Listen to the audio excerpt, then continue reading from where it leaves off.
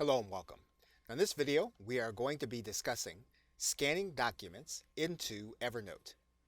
Now, you may from time to time come across a situation where you are with your mobile device and you need to scan something and you need to make sure that you archive it properly.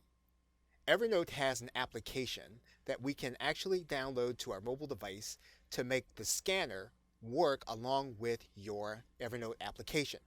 And so you're going to go to your App Store and you're going to type in Evernote Scannable, and then you're going to get the application. Now, once the application has been installed, you can then open the application. The application is going to ask you if it can access the camera, and you're going to say OK. You will then sign in with your Evernote account. Now, once you have your application open, you will then find your document, the one that you are going to want to use.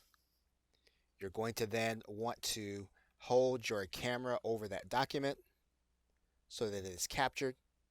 Once you have the document, then what you're going to want to do is you're going to want to save the document. And then you'll get a note saying that notifications allow Scannable to alert you if there are going to be issues saving this scan. We're then going to click OK.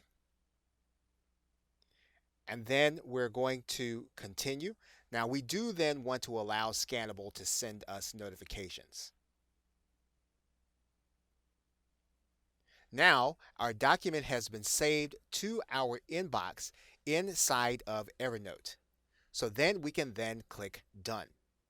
Our document is then inside of Evernote. We can then annotate it. Now, if you attempt to change the document's information inside of the web app, you will not be able to. You will need to go to the desktop application. And it's here that we can actually change the name of our document. We can add in tags here also. So basically what we're able to do is we're able to take anything that we scan, we're able to annotate it, and then we're able to categorize it into a notebook where we want it to be. Okay, so with that, thanks, and I will see you in another video.